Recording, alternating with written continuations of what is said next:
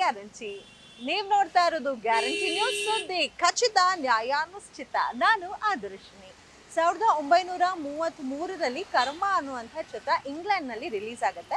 ಈ ಚಿತ್ರದಲ್ಲಿ ರಿಯಲ್ ಆಗಿ ಚಿತ್ರದ ನಾಯಕ ನಟಿಯಾದಂತಹ ದೇವಿಕಾ ರಾಣಿ ಹಾಗೂ ಹೀರೋ ಆದಂತಹ ಹಿಮಾಂಶು ರೇ ಲಿಪ್ ಲಾಕ್ ಮಾಡ್ಕೊಂಡಿದ್ದಾರಂತೆ. ಅದು ಒಂದಲ್ಲ ಎರಡಲ್ಲ ಮೂರಲ್ಲ 4 ನಿಮಿಷಗಳ ಕಾಲ. ಸೊ ಈ ಚಿತ್ರದ ಹೀರೋಯಿನ್ ಏನಿದ್ದಾರೆ ಅವರು ರವೀಂದ್ರನಾಥ್ ಟ್ಯಾಗೂರ್ ಏನಿದ್ದಾರೆ ಅವರ ಅಣ್ಣನ ಮಗಳಾಗಿದ್ಲು. ಸೊ ಈ ಚಿತ್ರದ ಸ್ಪೆಷಾಲಿಟಿ ಏನಪ್ಪಾ ಅಂದ್ರೆ ಈ ಚಿತ್ರನ ನಿರ್ದೇಶನ ಮಾಡಿದ್ದು ಬ್ರಿಟಿಷ್ ಮೂಲದ ನಿರ್ದೇಶಕರು. ಸೊ ಈ ಚಿತ್ರದಲ್ಲಿ ಈ ಲಿಪ್ ಲಾಕ್ ಸೀನ್ ಯಾಕೆ ಇಟ್ರು, ಇವಾಗಾದ್ರೂ ಯಾಕೆ ಹೇಳ್ತಾ ಇದ್ದೀನಿ ಈ ಚಿತ್ರದ ಕುರಿತಾಗಿ ಮಾಹಿತಿನ. ಈ ಕುರಿತಾದಂತಹ ಕಂಪ್ಲೀಟ್ ಡೀಟೇಲ್ಸ್ ನಿಮಗಾಗಿ ಕಾಯ್ತಾ ಇದೆ. Check a look.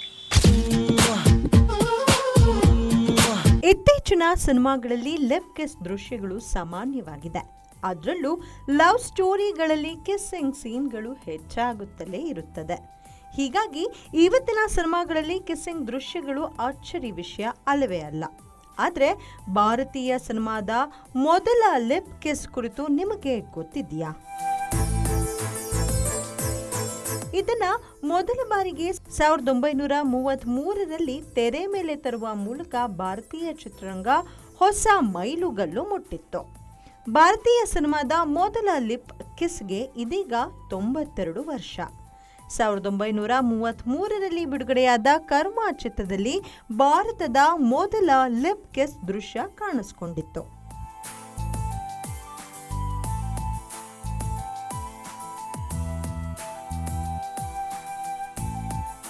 ಇದು ಬರೋಬ್ಬರಿ 4 ನಿಮಿಷದ ದೃಶ್ಯ. ಈ ದೃಶ್ಯದಲ್ಲಿ ನಾಯಕಿ ದೇವಿಕಾ ರಾಣಿ ಮತ್ತು ನಾಯಕ ಹಿಮಾಂಶು ರೇ ನೇರ ಲಿಪ್ ಕಿಸ್ ನೀಡಿದ್ರು. ಈ ಸಿನಿಮಾಕ್ಕಾಗಿ ಲಿಪ್ ಕಿಸ್ ಅನ್ನ ಚಿತ್ರೀಕರಿಸಲಾಗಿತ್ತು. ಇಂಗ್ಲಿಷ್ ಭಾಷೆಯಲ್ಲೇ ಇದ್ದ ಸಿನಿಮಾದಲ್ಲಿ ಈ ಲಿಪ್ ಕಿಸ್ ಸಿನಿಮಾದ ಕ್ಲೈಮ್ಯಾಕ್ಸ್ಗೂ ಮುನ್ನ ಬರುತ್ತೆ. ಕರ್ಮ ಚಿತ್ರವನ್ನ ಬ್ರಿಟಿಷ್ ನಿರ್ದೇಶಕ ಫ್ರೇರ್ಹಾಂಟ್ ಡೈರೆಕ್ಟ್ ಮಾಡಿದ್ರು. ಈ ಚಿತ್ರವು ಭಾರತದ ರಾಜ ಮನೆತನದ ಜೀವಶೈಲಿಯನ್ನ ತೋರಿಸುವ ಒಂದು ಪ್ರಯತ್ನವಾಗಿತ್ತು. ಅದರಲ್ಲಿ ರಾಜಮನೆತನದ ಸಾಂಸ್ಕೃತಿಕ ಹವ್ಯಾಸ ಮತ್ತು ಮನೋರಂಜನೆಗೆ ಸಂಬಂಧಿಸಿದ ಹಲವಾರು ದೃಶ್ಯಗಳಿದ್ದವು. 63 ನಿಮಿಷಗಳ ಈ ಚಿತ್ರದಲ್ಲಿ ಚುಂಬನ ದೃಶ್ಯವು ಪ್ರೇಕ್ಷಕರನ್ನ ಆಶ್ಚರ್ಯಗೊಳಿಸಿತು.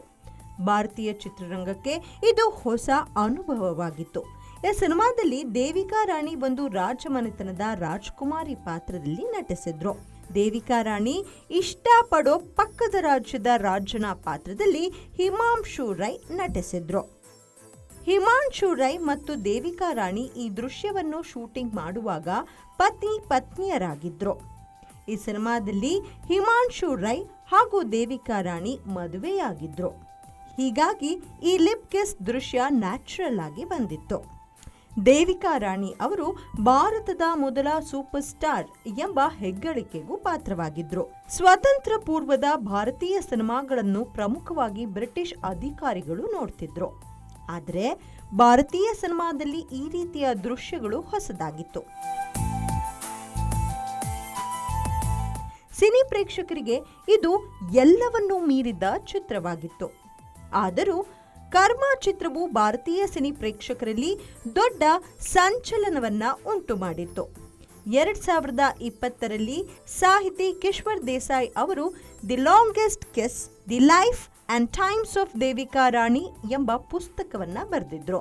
ಈ ಕೃತಿಯಲ್ಲಿ ದೇವಿಕಾ ರಾಣಿ ಅವರು ಜೀವನದ ಮತ್ತು ಕರ್ಮ ಚಿತ್ರದಲ್ಲಿ ನಟಿಸಿರುವ ಕಿಸ್ಸಿಂಗ್ ದೃಶ್ಯದ ಕುರಿತು ವಿವರಿಸಲಾಗಿದೆ. ಕರ್ಮ ಸಿನಿಮಾದಲ್ಲಿ ಲಾಂಗೆಸ್ಟ್ ಕಿಸ್ಸಿಂಗ್ ಸೀನ್ ಇತ್ತು.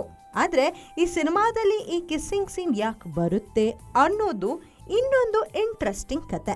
ಕರ್ಮ ಸಿನಿಮಾದ ಕ್ಲೈಮ್ಯಾಕ್ಸ್ಗೂ ಮುನ್ನ ದೇವಿಕಾ ರಾಣಿ ಹಾಗೂ ಪಕ್ಕದ ದೇಶದ ರಾಜ ಇಬ್ಬರು ಜೊತೆಗೂಡಿ ವಿವಾಹಕ್ಕೆ ಹೋಗ್ತಿರ್ತಾರೆ. ಅಲ್ಲಿ ರಾಜನಿಗೆ ಹಾವು ಕಚ್ಚುತ್ತೆ. ಹಾವು ಕಚ್ಚಿ ಪ್ರಜ್ಞಾಹೀನ ಸ್ಥಿತಿಯಲ್ಲಿರೋ ರಾಜನಿಗೆ ತನ್ನ ಪ್ರೀತಿ ಹಾಗೂ ಕಾಳಜಿ ತೋರುತ್ತಾ ದೇವಿಕಾ ರಾಣಿ ಮುದ್ದಾಡುತ್ತಾಳೆ, ಮುತ್ತಿಡುತ್ತಾಳೆ.